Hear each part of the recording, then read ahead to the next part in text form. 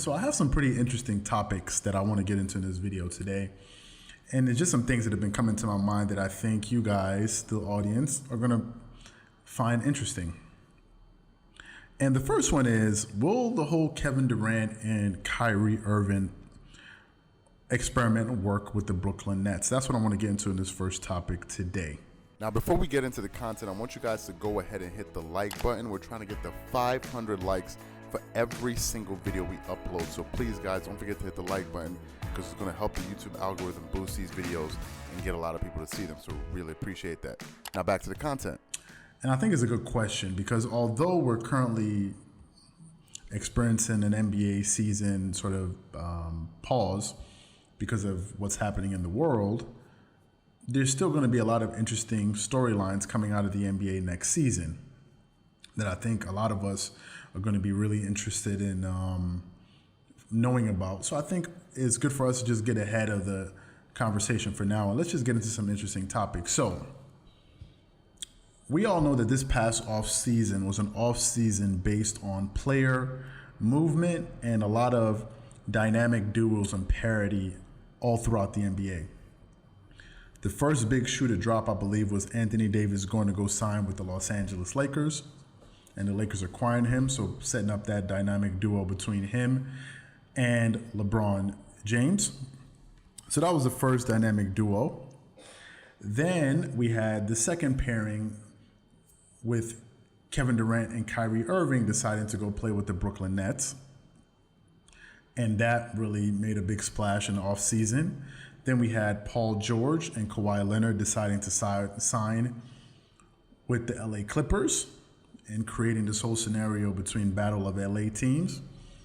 And then, of course, we had Russell Westbrook going to go sign with the Houston Rockets. Now, all of these teams, of all of these mergers that I spoke about, the only one that we haven't really gotten a good look at is the one between Kevin Durant and Kyrie Irving. And why is that? Well, we all know that KD, the last time we saw him, he was in the NBA Finals last season. And I think he came back to play in game 5 or 6, where he ruptured his Achilles in the first quarter after hitting three-pointers at first quarter. And I think he had 11 points in the first quarter. And just basically reminding the world who he is, that he's Kevin Durant, pretty much. So that was the last time we saw of KD. Then Kyrie went to go play with the Brooklyn Nets, and he said that he decided to leave the Brooklyn Nets leave the Golden State Warriors because he just saw that situation as being something that he just didn't want to be a part of any longer. I think that whole Golden State Warriors thing had sort of ran its course for him. And he decided that he wanted to go sign and play with the Brooklyn Nets with his longtime buddy, Kyrie Irving, which brought a lot of intrigue. And a lot of people, like Stephen A. Smith, who likes to speak in a lot of hyperbole, he's always, saying really, he always gives a lot of hot takes. And he says that with the healthy Kevin Durant, he definitely picks the Brooklyn Nets to come out of the Eastern Conference next season. And we haven't had a chance to see how these two players are going to mesh, if their playing styles are going to mesh. The only thing that we do know about Kevin Durant and Kyrie Irving is that they're really good friends. Now, let me just focus on one half of this dynamic duo. Let's start off with Kyrie Irving. Kyrie Irving is probably the most entertaining basketball player to watch, with his handles, the way he finishes under the rim, his crossover. He can shoot from pretty much anywhere. But there's also another side to Kyrie Irving, which has been a knock on him, which has been his leadership skills or lack thereof. Going 2 seasons back, or I think 3 seasons back, the Boston Celtics had a player that we all have forgotten about in Isaiah Thomas, who led them to an Eastern Conference Finals. One thing or the other happened, and he ended up being traded away from that team, I think, to the Cleveland Cavaliers. Then they signed Kyrie Irving, and who everyone agreed was an upgrade from the point guard position. Kyrie Irving signed with the Boston Celtics, and they started to have some success. Actually, they had started to have a lot of success. And I think they were one of the top 3 seeds in the Eastern Conference that season. But then Kyrie Irving got injured.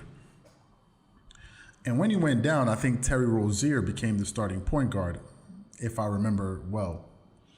And it left the team to be run by basically a bunch of rooks, a bunch of young bucks, and Jason Tatum and Jaylen Brown and Rozier. And I think also at that time, Gordon Hayward hadn't been back from his injury. But nevertheless, this young team was able to go to the Eastern Conference Finals, and I think in a Game 7 against the Cleveland Cavaliers, who would eventually go to the NBA Finals. And Kyrie Irving was there in attendance watching those games. And a lot of people were beginning to ask, if this team can go to the NBA Finals potentially without Kyrie, they better get to the finals when he comes back. And some people were saying that Kyrie Irving had like a sigh of relief, like, whew, thank God they didn't get to the finals, because Jesus, if they got to the finals and then I come back the following season and they don't get to the finals, everyone is going to say I'm the reason that this team did not advance. So Kyrie Irving gets back, and what happens? The team starts to go through some internal issues.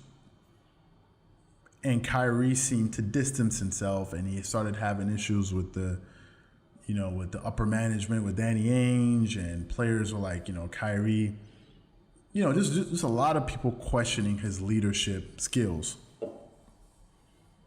And in the end, the team did make it in the playoffs, and they had an early exit in the playoffs. And subsequently, Kyrie Irving decided to go sign with the Brooklyn Nets and bring along KD with him, who I'm going to get to in just a moment. So he brought along KD with him. But Kyrie Irving's reputation in the league was, this guy is not really a good leader. He's a sensational player, but he's not a good leader. Now, if we look at Kyrie Irving's career accomplishments, he's an NBA champion in 2000. He won his first championship in 2016 with LeBron James, and you all remember the go-ahead shot that he hit over Stephen Curry to really give the Cavs the lead. He's a 6-time All-Star. He's an All-Star Game MVP. He's been on one All-Second team, another All-Third team, and he was the NBA Rookie of the Year in 2012. This season, Kyrie Irving, although he's been in and out of the lineup due to injuries, and he's only played 20 games this season for the Brooklyn Nets, in that effort, he's averaging 27.4 points a game, 5.2 rebounds, and 6.4 assists, playing 33 minutes a game, shooting 48% from the field, 39.4% from the three-point line, 92% from the free throw line, and getting you 1.4 steals a game. So there's no one who just listened to that is going to question Kyrie Irving's ability to produce. It's a leadership question, which brings me now to Kevin Durant, who many consider to be the best player in the world when he's healthy. And Kevin Durant is a 2-time NBA champion, back-to-back, 2 times Finals MVP, regular season MVP in 2014, 10-time All-Star, been on 2-time All-Star Game MVP, 6 first teams, 3 second teams. So he's been in 9 All-NBA teams, Rookie of the Year in 2008, and is 4-time NBA scoring champion. And in 2013 was part of the 50-40 club. That's shooting 50% from the field, 40% from the three-point line, and 90% from the free throw line. KD is that elite. And that's Kyrie Irving's running rate. And the last time we saw KD, he averaged 26 points a game, 6.4 rebounds, and 5.9 assists. He was playing 35 minutes a game. He played 78 games for the Golden State Warriors in 2018-2019. He shot 35% from the three-point line, 52% from the field. My God. So efficient. 88% from the free throw line, and got you 1.1 blocks a game. KD is just on another level if we're talking about efficiency in his 12th season. And this is going to be Kyrie Irving's running mate. And the question is, will they work, the two of them?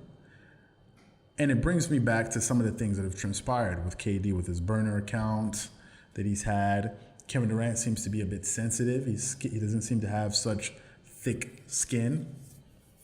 And both of them playing in the New York media, who's probably one of the most aggressive media in the entire country, it's going to be interesting to see if that team has any bumps along the road or has any hiccups, how they're going to be able to handle that New York media. And I think, to be quite honest with you, Kevin Durant is going to be the one that's going to have to take that team, take the bull by the horn, so to speak. And he's going to be the one that has to be the leader for that team, for that thing to work. I think no one is going to be relying on Kyrie Irving because Kyrie seems to be a little bit temperamental. So that's kind of been the knock against Kyrie.